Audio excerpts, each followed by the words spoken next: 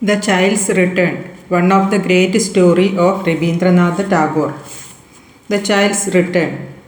Raicharan was 12 years old when he came as a servant to his master's house. He belonged to the same caste as his master and was given his master's little son to nurse.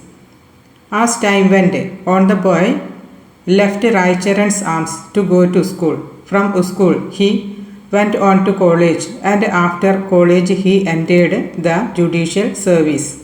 Always until he married, Raicharan was his sole attendant. But when a mistress came into the house, Raicharan found two masters instead of one. All his former influence passed to the new mistress. This was compensated by a fresh arrival. Anugul had a son born to his, and Raicharan, by his unsparing attention, soon got a complete hold over the child. He used to toss him up in his arms, called him in absurd baby language, put his face close to the baby's, and draw it away again with a laugh. Presently, the child was able to crawl and cross the doorway.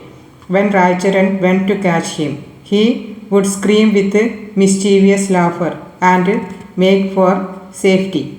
Raicharan was amazed at the profound skill and exact judgment the baby showed when pursued. He would say to his mistress with a look of awe and mystery, "Our son will be a judge someday." New wonders came in their turn when the baby began to toddle. That was to Raicharan an epoch in human history, when he called his father Baba and his mother Mama, and Raicharan Chana. Then Raicharan's ecstasy knew no bounds. He went out to tell the news to all the world. After a while, Raicharan was asked to show his ingenuity in other ways.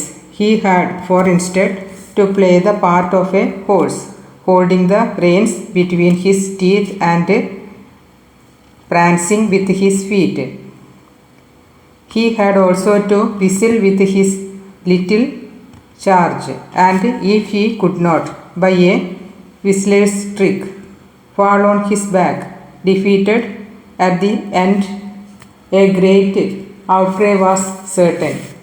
About this time, Angul was transferred to a district on the bank of the Padma. On his way through Calcutta, he bought his son a little go-kart. He bought him also a yellow satin waistcoat, a gold-laced cap, and some gold bracelets and anklets. Raicharan was wont to take these out and put them on his little charge with ceremonial pride whenever they went for a walk. Then came the rainy season, and day after day the rain poured down in torrents. The hungry river, like an enormous serpent, swallowed down terraces, villages, cornfields, and covered with its flood the tall grasses and wild casuarians on the sandbanks. From time to time there was a deep thud as the river bank crumbled. The unceasing roar of the main current would be heard from far away. Masses of foam carried swiftly past proved to the eye the swiftness of the stream. One afternoon the rain cleared. It was cloudy but cool and bright. Raicharan's little despot did not want to stay in on such a fine afternoon. His lordship climbed into the go-kart, Raicharan between the shafts, dragging him slowly along till he reached the rice fields on the banks of river. There was no one in the field and no boat on the stream. Across the water on the further side, the clouds were rifted in the west. The silent ceremonial of the setting sun was revealed in all its glowing splendor. In the midst of that stillness, the child, all of a sudden, pointed with his finger in front of him and cried, "Chana, pity for." Close by, on a mud flat, stood a large kadamba tree in full flower. My lord, the baby, looked at it with greedy eyes, and Raicharan knew this meaning. Only a short time before he had made, out of these very flower balls, a small go-kart, and the child had been so entirely happy, dragging it about with a string, that for the whole day Raicharan was not asked to put on the reins at all. He was promoted from a horse into a groom. But Raicharan had no wish that evening to go splashing knee deep through the mud to reach the flowers. So he quickly pointed his finger in the opposite direction, calling out, "Look, baby, look at the bird." And with all sorts of curious noises he pushed to go-kart rapidly away from the tree. But a child destined to be judge cannot be put off so easily, and besides there was at the time nothing to attract his eyes, and you cannot keep up for ever the pretense of an imaginary bird. The little master's mind was made up, and Raicharan was at his wits' end. "Very well, baby," he said at last. "You sit still in the cart, and I will go and get you the pretty flowers. Only mind you don't go near the water." As he said this, he made his legs bare to the knee and waded through the oozing mud towards the tree. The moment Raicharan had gone, his little master's thought went off at racing speed to the forbidden water. The baby saw the river rushing by, splashing and gurgling at its vent. It seemed as though the disobedient wavelets themselves were running away from some greater Raicharan with the laughter of 1,000 children. At the sight of their mischief, the heart of the human child grew excited and restless. He got down stealthily from the go-kart and toddled off toward the river. On his way, he picked up a small stick and leant over the bank of the stream, pretending to fish.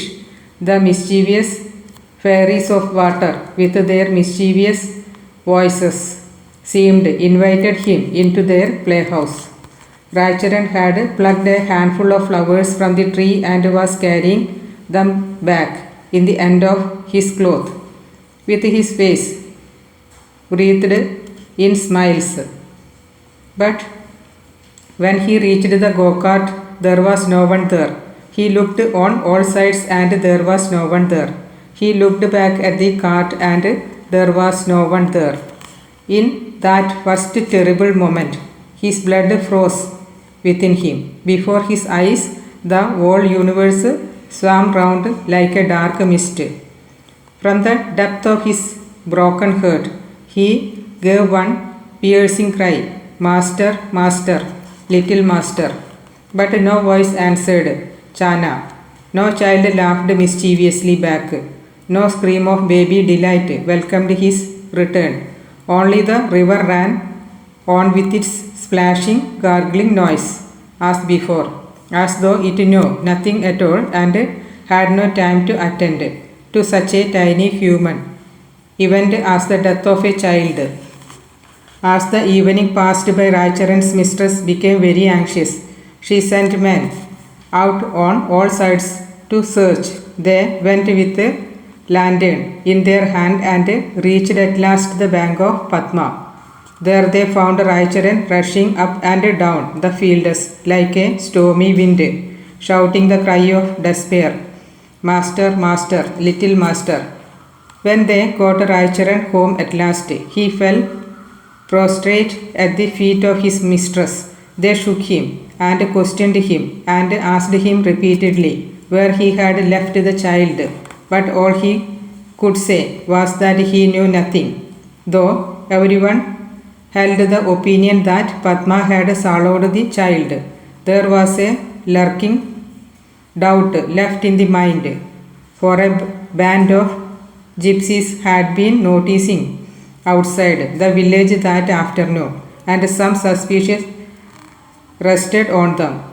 The mother went so far in her wild grief as to think it possible that Raicharan himself had stolen the child. She called him aside with piteous entreaty and said, "Raicharan, give me back my baby, give me back my child. Take from me any money from you ask, but give me back my child." Raicharan only beat his forehead in reply.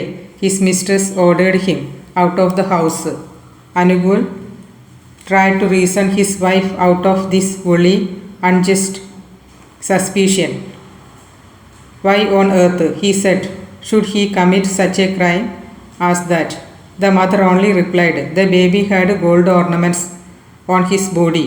Who knows? It was impossible to reason with her after that. Raicharan went back to his own village. Up to this time, he had had no son, and there was no hope that any child would now be born to him. But it came about before the end of a year that his wife gave birth to a son and died.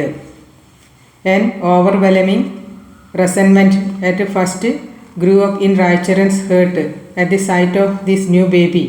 At the back of his mind was resentful suspicion that it had come to a usurper in place of the little master.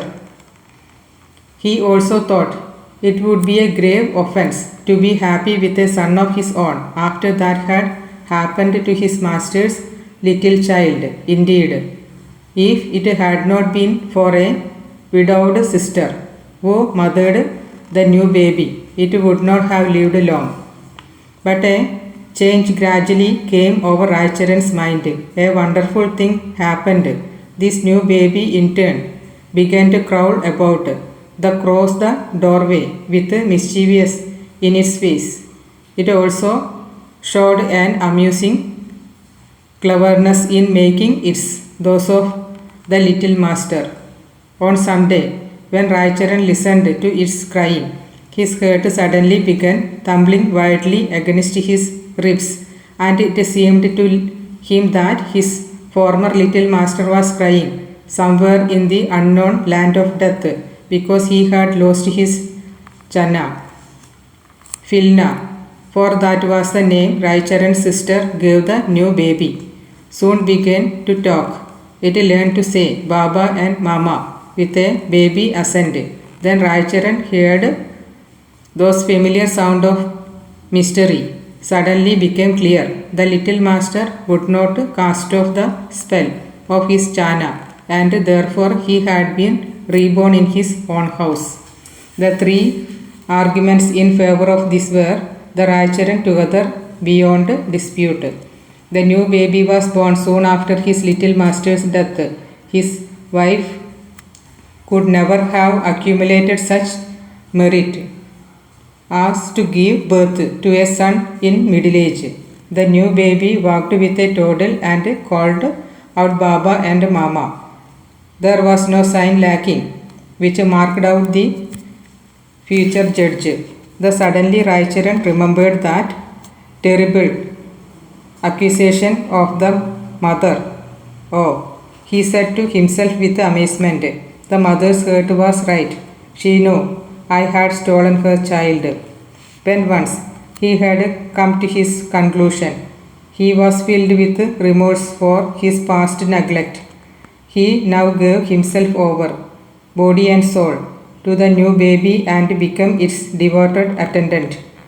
He began to bring it up as if it were the son of a rich man. He brought a go-cart, a yellow satin waistcoat, and a gold embroidery cap. He melted down the ornaments of his dead wife and made gold bangles and anklets. He refused to let the little child play with any one of the neighborhood and became himself its sole companion day and night. As the baby grew up to boyhood, he was so petted and spoilt, and clad in such finery that the village children would call him "Your Lordship" and jeer at him. And older people regarded Raicharan as unaccountably crazy about the child. At last the time came for the boy to go to school. Raicharan sold his small piece of land and went to Calcutta. There he got employment with great difficulty as a servant and sent Filna to school. He spared no pains to give him the best education, the best clothes, the best food. Meanwhile, he himself lived on a mere handful of rice and would say in secret, "Ah, my little master, my dear little master, you loved me so much that you came back to my house. You shall never suffer from any neglect of mine."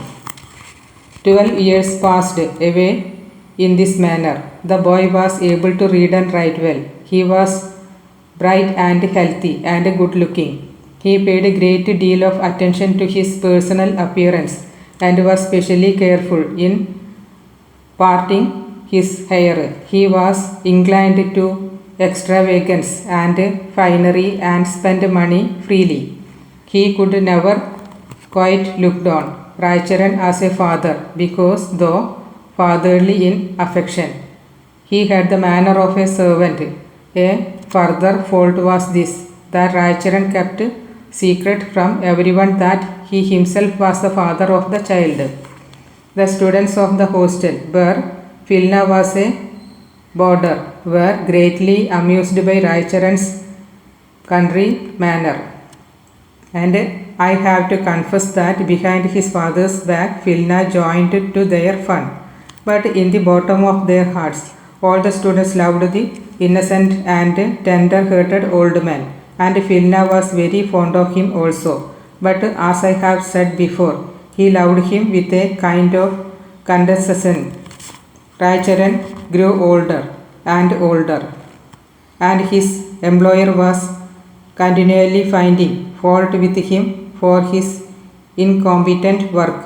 He had been starving himself for the boy's sake, so he had grown physically weak and no longer up to his daily task. He would forget things and his mind became dull and stupid. But his employer expected a full servant's work out of him and would not brook excuse. The money that Raicharan had brought with him from the sale of his land was exhausted. The boy was continually grumbling about his clothes and asking for more money. Raicharan made up his mind. He gave up the situation when he was working as a servant and left some money with Filna and said, "I have some business to do at home in my village and shall be back soon." He went off at once to Baraset, where Anugul was magistrate. Anugul's wife was still broken down with grief. She had had no other child. One day Anugul was resting after a long and weary day at court. His wife was buying at an exorbitant price a herb from the mendicant cock, which was said to ensure the birth of a child. A voice of greeting was heard in the courtyard. Anugul went out to see who was there. It was Raicharan. Anugul's heart was softened when he saw his old servant. He asked him many questions and offered to take him back to service. Raicharan smiled faintly and said in reply, "I want to make obeisance to my mistress." Anugul went with Raicharan into the house, where the mistress did not receive him as warmly as his old master. Raicharan took no notice of that, but folded his hands and said, "It was not the Padma that stole your baby, it was I."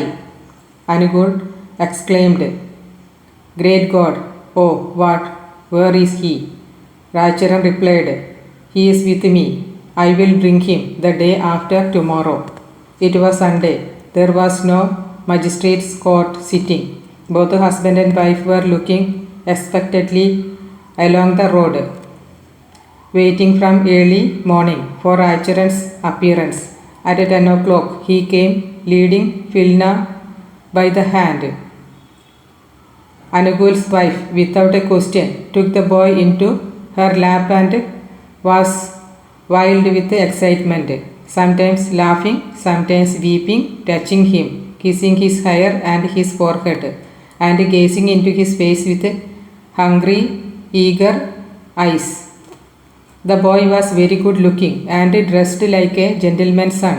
The heart of Anugul brimmed over with a sudden rush of affection. Nevertheless, the magistrate in him asked, "Have you any proof?" Raicharan said, "How could there be any proof of such a deed?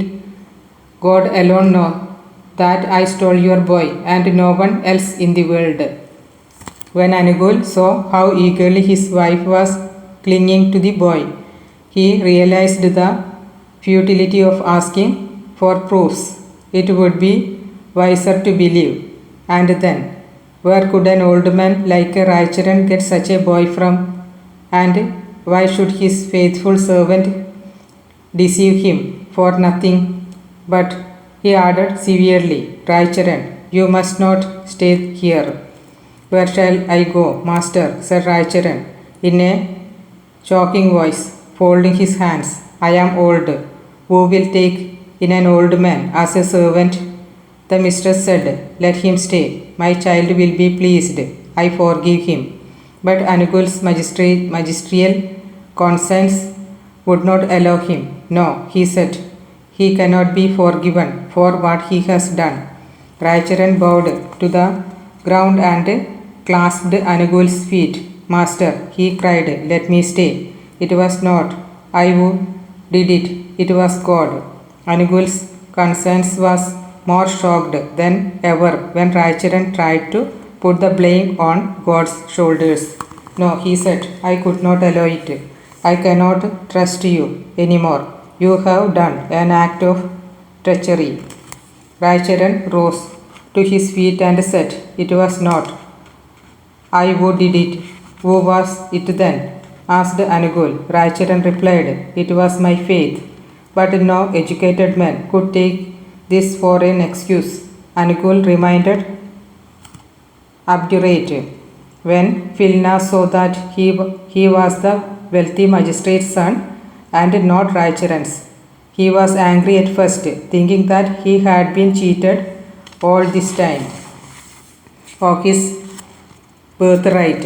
But seeing Raicharan in distress, he generously said to his father, "Father, forgive him. Even if you don't let him live with us, let him have a small monthly pension." After hearing this, Raicharan did not utter another word. He looked for the last time on the face of his son. He made obeisance to his old master and mistress. Then he went out and was mingled with the numberless people of the world. At the end of the month, Anugul sent him some money to his village, but the money came back. There was no one there of the name of Raicharan.